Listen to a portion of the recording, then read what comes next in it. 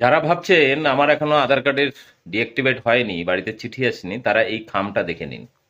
এটা হচ্ছে ইউআইডিআই অর্থাৎ আধার কর্তৃপক্ষের চিঠির খাম। চিঠির বয়ানটাও দেখে নিন, এবং সেখানে চিঠিতে কি লেখা আছে সেটাও আমার ভিডিওগুলোতে পড়ে শোনানো আছে। তার মানেটা যদি না বুঝতে পারেন, চিঠিটা নিয়ে গিয়ে যে কোনো আইনজীবীর কাছে গিয়ে দেখান, তাহলে তার বাংলা করে আপনাকে বুঝিয়ে দেবে যে আপনি ভারতবর্ষে থাকার প্রয়োজনীয় কাগজপত্র আপনার নেই, অর্থাৎ আপনি ভারতবর্ষের নাগরিক নন, আপনি একজন বিদেশি। সেই কারণেই আপনার আধার কার্ডটা ডিঅ্যাক্টিভেট করে দেওয়া হলো। আপনার সাথে যদি বাংলাদেশের কোনো যোগ থাকে বা ছিল, তাহলে কিন্তু এই আধার কার্ড চালু করা সম্ভব নয়, কারণ আপনার ডকুমেন্টের দৌড় মোল্লার দৌড় মসজিদ পর্যন্ত, আর আপনার দৌড় মন্দির পর্যন্ত। ফলে আপনি আপনার পূর্বপুরুষদের ডকুমেন্ট যদি দেখাতে না পারেন, তাহলে এই আধার কার্ড তাদের পক্ষে চালু করা সম্ভব নয়। বাংলাভাষী ছাড়াও বহু মানুষের আধার কার্ড বাতিল হচ্ছে এবং চিঠিগুলো যাচ্ছে। এখনো পর্যন্ত যা খবর, 30 কোটির বেশি আধার কার্ডের ডিঅ্যাক্টিভেট করা হয়েছে, এবং আগামী সপ্তাহে আরও 20 কোটি আধার কার্ড ডিঅ্যাক্টিভেট করা হবে। ফলে এই নিয়ে আতঙ্কিত হওয়ার কিছু নেই। শুধু বাটাম রেডি করুন যারা আপনাকে বলেছিল যে নাগরিকত্ব দেবে। আমরা তখন থেকে বলেছিলাম এটা ভাওতাবাজি, আপনাদের খুব তাড়াতাড়ি আধার কার্ড ভোটার কার্ড সমস্ত কিছু কেড়ে নেবে এরা।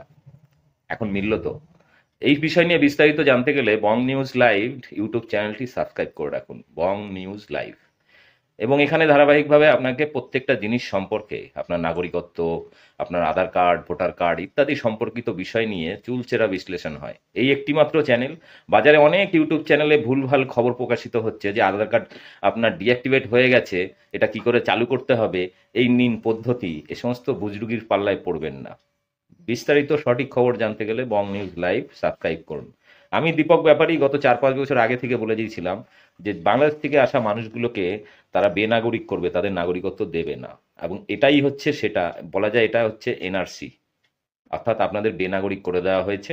ফলে যারা এখনো বিজেপির নেতাদের টুপিতে ভুলছেন যে নাগরিকত্ব দিয়ে দিলে সিএ 2019 চালু হলে তারা নাগরিকত্ব পেয়ে যাবেন, আপনারা এক কাজ করুন, গোমূত্র গোবর নয়, বাড়িতে যদি ফলিডল থাকে সেটা খেয়ে আত্মহত্যা করে নিন, সেটাই বরং ভালো। কারণ আপনাদের মতো মূর্খ লোকেদের জন্যই বিজেপি এই সমস্ত করার সাহস পায়।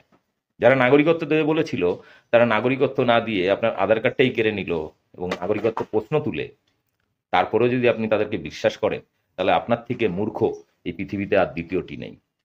যাই হোক, এর থেকে বাঁচার উপায় কি, বিস্তারিত জানতে বং নিউজ লাইভ চ্যানেলটি সাবস্ক্রাইব করুন।